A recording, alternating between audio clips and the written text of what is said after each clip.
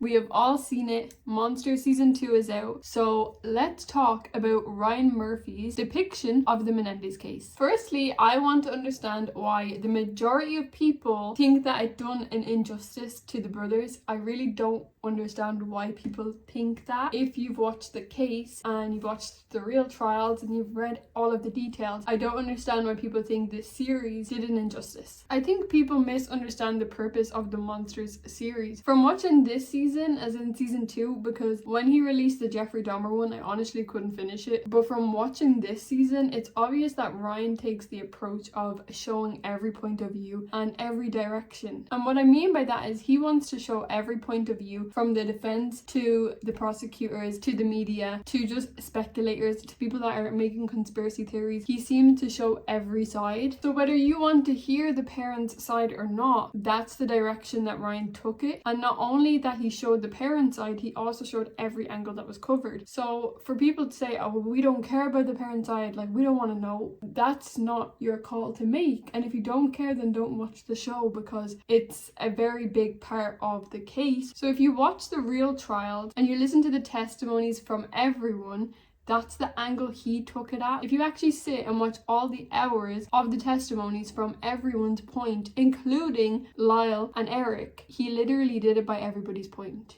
If you have a bias towards the brothers, not the boys, we're gonna call them the brothers because people keep calling them the boys. They are men. They're men now, and they were men when they committed the murders. So I don't understand why everyone keeps calling them the boys. They were 20 years old 30 years ago. Obviously, the series is not point on point accurate. The arguments happened differently and scenarios weren't accurate. So for example, we know from listening to the testimonies that like arguments didn't happen the way they did in that series. But we also have to remember this is a dramatized series. So for example, when Lyle argued with his mom and she pulled the toupee off of his head, that didn't happen at the dinner table. That happened in the hallway and nobody was home, but Erik walked in when it was happening. Came out of the den.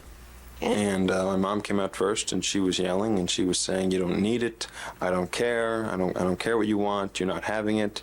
And Lyle was right behind her saying, please, please, I need it. It's not that big a deal. It's important to me. Now, at that point, did you have any idea what they were talking about? No, I had no idea what they were talking about. And do you know where you were coming from? I was coming from my car. He was just saying, I need it. And she just took a hold of his hair and just ripped it off. What did you think at that point? I didn't know what to think. I couldn't believe it. I didn't understand at first, and then it hit me, and then I realized, and I... Well, what didn't you understand? What hit you? What'd you realize? Well, she just pulled off his hair, and... So that didn't happen the same way it happened in the series. There's a couple of things that don't happen the same in the series, for and against the brothers. So I don't think Ryan Murphy just put in everything bad against the brothers, because he could have put worse. We do know that the friend that Lyle called to meet at the restaurant the night of the murders, we know that when they missed him, they actually called him back in real life. They called him and asked him to meet at the Cheesecake Factory, and the friend was like, it's 11 o'clock, I'm in bed, I'm not coming to the Cheesecake Factory. Lyle ended up convincing him to meet him at the Cheesecake Factory, and then he actually called him back again and was like, actually, Erik wants to get his fake ID, can you meet us at our house instead? At this point, their parents were already dead, so they were trying to lure their friend back to the house to be an alibi, because they thought when they got back to the house the police were going to be there. So they were trying to get their friend to meet them at the house to pick up the ID, even though they knew what they were walking into. So that wasn't in the series. That could have made the brothers look even worse. Lyle said that he would come after the movie was over, that the two boys, Lyle and Erik, would go to the Taste of LA around 9:30 that evening, and I stayed until about 10:15. It was a Sunday evening. They were basically closing up all the concessions. A lot of people were leaving. Sometime after 11, did you get a call from Lyle Menendez? Yes. And what was the nature of that call? Lyle, I asked him what happened to him, and he said basically they got lost and they got there later than they anticipated. He was, at that point, he said he was calling from the Taste of LA, and he wanted to get together that evening. And I told him that I was getting ready to go to sleep. I had work the next morning, and I'd prefer to wait till Monday or Tuesday night to have dinner, or buy tea or something like that. And he was very persistent that he wanted to get together that evening to discuss his plans to go back to Princeton University in the fall. and to talk about his tennis game. I basically said, fine, if it's that important to you, we can meet at the Cheesecake Factory in Beverly Hills, which from West Hollywood is maybe a 10-minute drive. I told him I would meet him there in about a half an hour, which meant it would be like 11:45. Did he indicate to you that he wanted you to come to his house? I hung up the phone with him. He called back a few minutes later, within 5 minutes, and asked if it'd be better if I came by the house in Beverly Hills, because Erik wanted to pick up like a phony ID so he could, so if he wanted to have a few cocktails, he would be able to. And I told him that I was not going to go by the house, that it was late, and I just said, I'll give you an additional 5 minutes, pick up the ID, and then I would meet him, at the Cheesecake Factory. Did you then go to the Cheesecake Factory? Yes. Did you ever see him that night? No.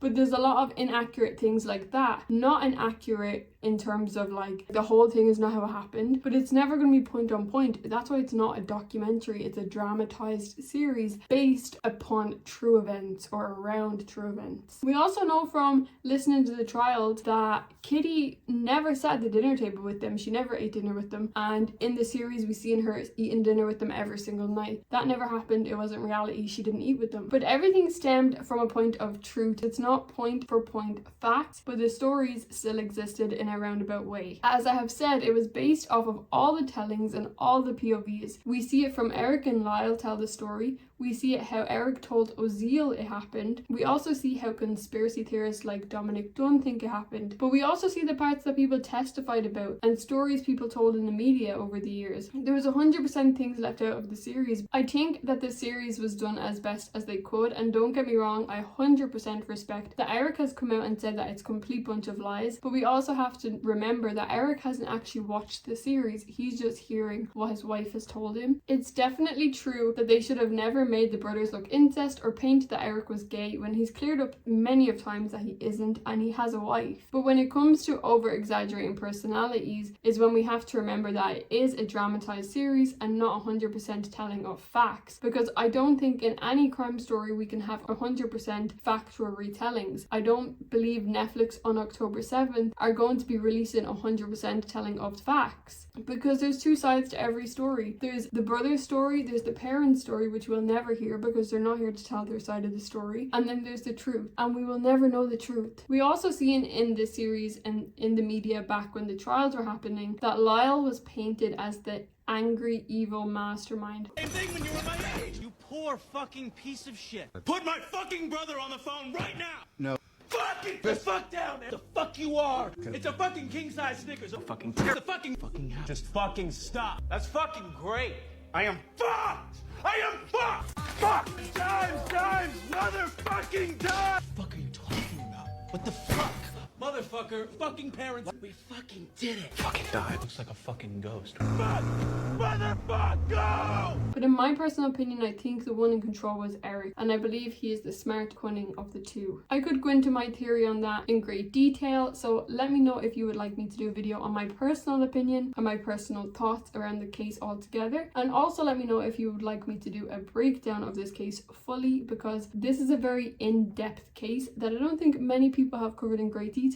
But I do just want to preface by saying that I 100% think that the brothers were victims. I will never take that away from them. I do think that they were victims of abuse. Kitty and Jose are the monsters. But this video is specifically around people saying that the Netflix series made by Ryan Murphy was a complete injustice, which I don't agree with. And I don't think anybody that has actually studied the trials or listened to all of the trial would think either. I think anybody that has looked at all of the facts would think that it was a decent retelling and they've done the best they could. Maybe it's just TikTok. I think TikTok have gone down the route of fetishizing murderers, because at the end of the day, we cannot take away the fact this was a double homicide, premeditated. They are murderers at the end of the day, no matter what way you want to spin it. And I do think, unfortunately, a lot of people in this society are fetishizing over killers, not just these, but a lot of them, and that's why the crime scene has kind of blown up over the last few years. There is a very strange obsession with it. Like I said, this was not 100% accurate. It probably wasn't even than 60% accurate, but they could only go by all of the facts that have been released. I think take off your rose-colored glasses and watch it completely unbiased, and then watch the trials, or do it the other way around. Watch the trials, watch the Netflix series unbiased, and I'm sure you would put one and one together and realize that they've done a pretty decent job. I am looking forward to seeing the documentary coming out on October 7th. I think another thing that we've seen people say is that the way they have described Lyle and Erik is off character, and it's not how either of them act. I know Erik's stepdaughter even came out to say that her father's not emotional, etc., so they've shown him in the wrong light. But again, this all happened a long time ago, and they've been in prison for a long time, so I'm sure their personalities have changed a lot over the years through rehabilitation, but there is many accounts that was how their personalities were. There's many accounts that Lyle was the more angry brother and Erik was the more emotional one. They say that themselves. They probably did exaggerate Lyle's character, but it's a roundabout of what everybody tested, that he is the angrier brother and Erik was the emotional one. Let me know your thoughts and we will chat about it down below, and let me know if you want to hear my theory and full kind of thoughts on the actual case, and if we should break that down. Maybe we can break it down together and then my opinion at the end. Let me know what you think. I will see you guys in the next video.